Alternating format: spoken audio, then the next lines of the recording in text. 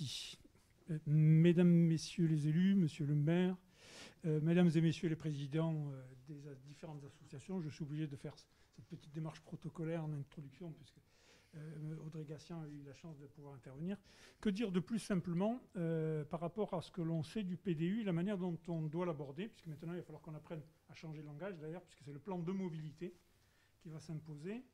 Et comment réussir à avancer justement sur ce travail qui est extrêmement intéressant, très posé, que je vous invite à lire, parce que ce matin je suis venu et j'ai écouté tout ce qui s'est dit. Vous avez beaucoup de réponses qui sont là-dedans, dans le sens où on a parlé de la présence des scooters, on a parlé d'un certain nombre de sujets. Il y a des objectifs qui sont quantifiés, qui sont chiffrés, dont l'élément que vous avez vu tout à l'heure concernant les 5% de part modale pour le vélo, qui va être poussé à 7%, alors qu'au niveau national, on est à 9%. Et quand je me suis emparé de ce document pour pouvoir travailler sur un secteur on ne peut plus conservateur, qui est le 11-12, je me suis dit que si on ne faisait pas un effort pédagogique, et c'est le rôle aussi de la mairie, donc là-dessus j'ai eu l'appui total du maire de secteur, qui a parfaitement compris, c'est qu'on a organisé tout un ensemble de réunions qu'on a intitulées des copiles en quelque sorte, mais qui n'en sont pas vraiment, où le dernier, les deux représentants de Vélo Sapiens, qui sont M. Comble et M. Buffard, ont été invités. Mme Gassian aussi, mais je crois qu'elle avait autre chose à faire dans un premier temps. Mais on va devoir de toute façon se croiser et se revoir, parce que justement, on va être dans le cadre de la déclinaison de ce PDU sur les bassins de proximité. Puisque le plan de mobilité définit donc 6 grands bassins, qui sont Marseille, Aix, on va jusqu'à Fos de l'autre côté. Et ensuite, on a des bassins de proximité sur Marseille et un plan local de proximité va concerner le secteur Est. Donc le nôtre, en l'occurrence, 11-12, 13-14, plan de Cuc et Allo.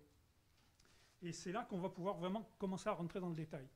Puisqu'en fait, ce PDU, c'est essentiellement un livre d'intention, de préconisation, mais sur lequel il y a des choses qui ne sont pas entièrement définies parce qu'on va devoir aller coller à la réalité. Et moi, personnellement, comme je dis, je suis citoyen, architecte et politique. C'est ce qui m'intéresse. C'est-à-dire que c'est le travail sur le terrain. C'est comment est-ce qu'on va interpréter ça. On a parlé ce matin justement des 3 pistes cyclables qui concernent notre secteur. Excusez-moi, j'enlève le masque le temps de la prise de parole. Le secteur, donc on a la ligne 2 qui est la vallée de l'Uvonne, par exemple. On a échangé tout à l'heure avec Mme Balestrini sur l'impossibilité totale, de toute façon, de faire une continuité cyclable tout le long, parce que l'Uvonne est extrêmement sinueuse et en plus de ça, est entrecoupée par des ponts, que ce soit des ponts ferroviaires, que ce soit des ponts autoroutiers, des ponts routiers. Et là, on a quasiment une problématique qui est celle de faire passer une voie sous ces ponts. La SNCF s'y refuse. L'autoroute, donc l'État s'y refuse aussi. Et donc on va devoir trouver à un moment donné des éléments, des échappatoires, une continuité. On a découvert en faisant le travail sur le plan local qu'il y avait toute une longue voie, on avait eu l'occasion d'en parler en vision, qui part depuis le dépôt de Saint-Pierre et qui va pratiquement jusqu'aux Trois-Palmes, sur lequel là on est en train de travailler en programmation, parce qu'en fait tout ça se fait par programmation annuelle. C'est ça qu'il faut bien comprendre. Des fois quand on se pose des questions, on se dit mais pourquoi, qu'est-ce qui se passe, comment ça fonctionne. Ça marche par des programmations qui sont des programmations annuelles. Donc le but du jeu, c'est pas de rater l'échéance. Voilà, c'est surtout ça qui est important. Et on a quand même évidemment une problématique entre les services. Ça, c'est pas nouveau. On a parlé ce matin. C'est vraiment l'essentiel du travail qu'on a à faire. Quand je suis arrivé, moi, j'ai dit j'ai 1 an pour comprendre. Et on va commencer à travailler au bout de la 2e année. Je peux vous garantir qu'il va falloir encore une 2e année pour qu'on arrive quelque part à avoir quelque chose qui soit cohérent entre les services, qui ont pris depuis très longtemps l'habitude de travailler de manière séparée. Donc arriver à faire en sorte que tout le monde se réunisse autour d'une table, on s'est donné cette espèce de challenge à la mairie de secteur, c'était régulièrement de faire des points et de demander à tout le monde de venir travailler. Travailler. C'est-à-dire pas dans l'échange comme ça, en faisant des annonces ou des incantations, c'est de venir travailler. Et on prend un sujet, on prend un thème et on le travaille. Donc juste pour vous dire, et après je libère la parole, sur l'histoire du PDM, j'ai fait un diaporama, auquel je pourrais donner accès d'ailleurs, tout à fait, qui est une synthèse du PDU. Ça permet d'aller beaucoup plus vite. Tout simplement parce que j'ai commencé par faire le PDM, la synthèse, parce qu'il y a un plan de mobilité à l'échelle nationale qui est intégré dans la LOM, avec horizon 2050. Alors chaque fois que je parle de 2050, tout le monde me regarde en disant 2050, les présidents des CIQ, mais on sera tous morts. Et je leur dis non, ça c'est l'objectif, c'est la COP 21. C'est le but ultime qu'on doit essayer d'atteindre. Et vous avez à l'élément, donc il y a 10 points, en fait, si vous voulez, qui est un peu comme l'étape de la loi. Et le point numéro 5, c'est sensibiliser les particuliers et les professionnels. Voilà, ça, c'est le point le plus important. Je me dis, voilà la porte d'entrée qui va nous permettre à un moment donné de pouvoir discuter, échanger, de manière à ce que tout un chacun prenne l'information et puisse se l'accaparer. En disant, de toute façon, on va dans ce sens-là, il n'y aura pas de marche en arrière. Si vous voulez essayer de ramer à contre-courant, ça ne le fera pas. C'est compliqué. Mais en même temps, comme on l'a dit, il faut de l'obstination. Il faut considérer vraiment qu'on est en phase de transition, c'est-à-dire qu'à un moment donné, il ne faut pas opposer tous les modes de déplacement. Il va falloir faire du remplacement de modes de déplacement. Il va falloir effectivement, sur le plan cyclable, travailler beaucoup, mais on s'aperçoit que quand on prend ces fameuses lignes, la vallée de l'Uvonne, c'est compliqué. La ligne numéro 2, elle, la 7, pardon, elle a moins de problèmes parce qu'elle est sur la L2. Donc là, on a des raccords qui sont à faire. Mais même les raccords, c'est compliqué. Parce que la L2, c'est l'État. Et dessus, on a la gestion des espaces verts de la ville. Et quand vous consultez les différents services, personne ne veut prendre tous ces budgets-là. Parce que c'est compliqué, il va falloir entretenir, donc il faut engager la discussion, il faut motiver la métropole. Pour dire, voilà, là, on veut un bout de raccord, c'est prévu, c'est vendu, entre parenthèses, on le veut. Mais ça peut durer 1 an à 1 an et demi de discussion. Qui fait quoi? Comment est-ce qu'on avance? Donc sur la L2, il n'y a pas de problème. Par contre, la ligne numéro 6, alors elle qui passe par Saint-Barnabé et qui monte jusqu'au Trois-Lucs, je vous invite à la prendre. Si on arrive là, sans expropriation, à faire une piste cyclable sécurisée, il va falloir se lever tôt.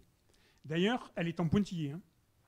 Donc, on a aussi une deuxième approche. On a eu l'occasion de la faire avec les associations cyclables.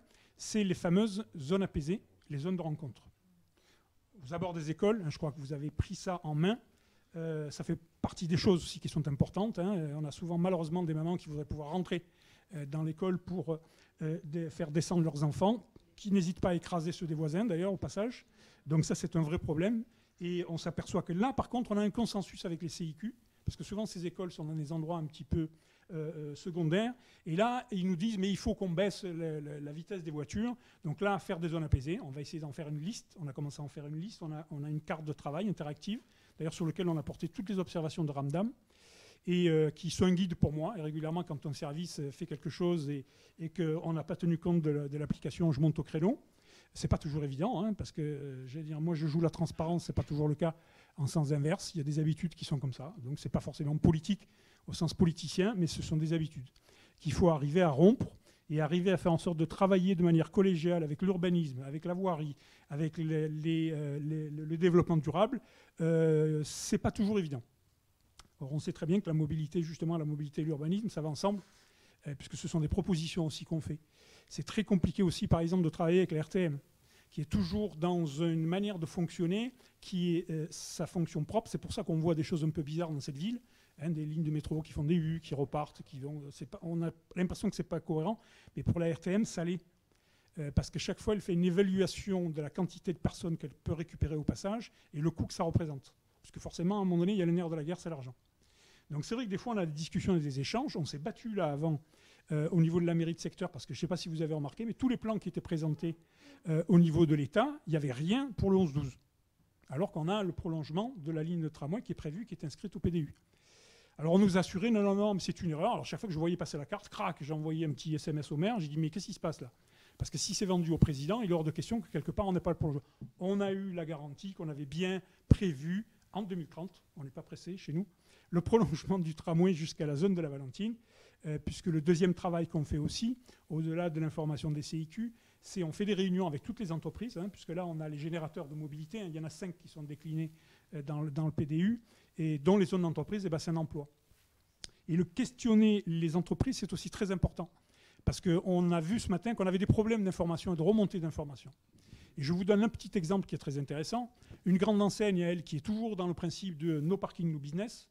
Donc, est-ce que vous avez mis en place un plan de mobilité employeur? Non. Vous avez d'autres enseignes? Oui. Et ils nous donnent des chiffres. Et ces chiffres sont intéressants parce qu'on s'aperçoit que toutes ces grandes enseignes, en fait, si vous voulez, tout le personnel vient de plus de 30 km de distance. Donc, eux, leur parler de vélo, ça n'a pas beaucoup de sens. Par contre, au niveau des clients, est-ce qu'il y a des clients qui viennent? Alors, ils ne sont pas forcément contre. Vous avez des enseignes qui sont plus avancées. La dernière fois, nous avons eu une information sur une enseigne qui est en préparation d'un développement, qui est à côté de la ligne de tramway. Et il faut savoir que les déplacements en transport en commun sur les zones commerciales, c'est moins de 15%. L'essentiel se fait en voiture parce que les gens vont remplir leur caddie et remplir leur coffre. Et bien là, cette petite supérette, c'est 30% de sa clientèle qui vient en transport en commun. J'ai dit comme quoi il faut garder espoir. Alors que la même enseigne sur l'avenue des Peintres Roux, c'est 5%. Ces informations, pour nous, elles sont importantes et surtout de les avoir. Pas uniquement de lire comme ça des informations qui, bien souvent, quand vous les voyez dans le PDU, c'est l'enquête des ménages de 2007 ou 2013. C'est-à-dire qu'il y a beaucoup d'informations qui ne sont plus forcément à jour. Donc ce travail de terrain, c'est celui qui m'intéresse, c'est celui qui me passionne, et c'est celui qui va nous permettre à un moment donné de faire la déclinaison du plan de mobilité métropolitain, qui pour beaucoup, ce sont des grandes lignes directrices avec des objectifs à atteindre, mais après c'est le travail sur le terrain. Et là, on va essayer de tous travailler ensemble.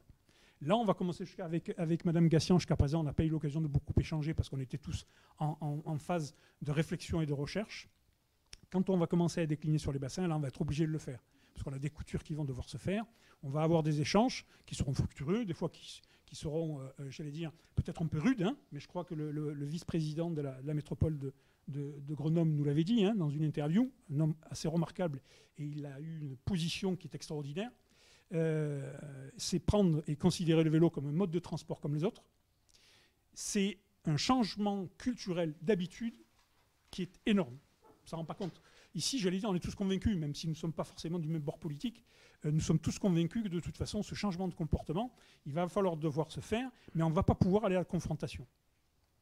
Donc il va falloir essayer de trouver des solutions comme ça, tout doucement, pour faire en sorte que les comportements changent. On a un gros problème sur les transports en commun et les transports lourds. Ça, je crois que nous sommes d'accord là-dessus. Dans le sens, si vous voulez, où un bus dans les embouteillages, ça ne sert à rien. Le métro et le tramway, ce sont des choses qui sont lourdes, mais qui sont nécessaires. D'ailleurs, la MRAE, en faisant l'analyse sur le PDU, dit, et je terminerai là-dessus, qu'il forcément, il faut faire des pôles d'échange multimodaux avec des parkings relais. Aujourd'hui, par exemple, avec la mise en circulation de la L2, les parkings relais de la Fourragère qui vont doubler sont saturés. Et en plus de ça, il y a une congestion parce que ça a été prévu à l'époque, il y a 30 ans. On n'a pas corrigé ça.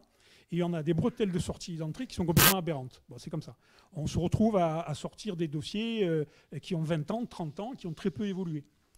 Donc il faut à tout prix qu'on traverse cette L2. Alors elle est traversée par le tramway d'une part, et il se trouve que la station de la Fourragère, elle a été prévue pour passer sous la L2. Donc nous l'avons mis dans l'enquête publique au niveau du PDU, ça n'a pas été pris en compte tout de suite, parce que là c'est 200 millions d'euros, 90 millions d'euros le kilomètre pour aller jusqu'au Cailleul. Mais si demain on imagine que par exemple on ait le fameux tramway des collines, ou pas, ou quelque chose de différent, c'est peut-être pas au Cailleul qu'il faudra aller, mais plutôt monter sur les Trois-Lucs pour aller se connecter. Donc ce travail-là, on va commencer à le faire avec la métropole sur le plan local de mobilité. La représentante de la métropole a dit, je pense que dans l'11-12, vous avez suffisamment avancé. Il nous a donné justement l'exemple de la Ciotat, où maintenant on va travailler avec les services. Parce que je ne sais pas vous, mais nous, on a un problème au niveau des élus, où la consigne, c'est les élus parlent aux élus et les services parlent aux services. Donc moi, au début de mon mandat, je suis allé un peu rentrer dedans, j'ai l'habitude, par mon métier, je veux dire, j'aime bien savoir qui fait quoi. On m'a dit à un moment donné, oula, attention, de manière un peu protocolaire, bon, entre-temps, j'ai gardé les contacts, ça me permet d'aller un petit peu plus vite. On sait très bien que derrière les institutions, il y a des hommes et des femmes, et le contact humain, c'est le plus important. C'est là-dessus qu'on arrive à avancer, surtout à perdre le moins de temps possible. Mais c'est compliqué. Alors il faudra être déterminé et acharné. Voilà tout ce que je pouvais vous dire en complément de ce qu'a dit Mme Gassian. Merci beaucoup, M. Vert.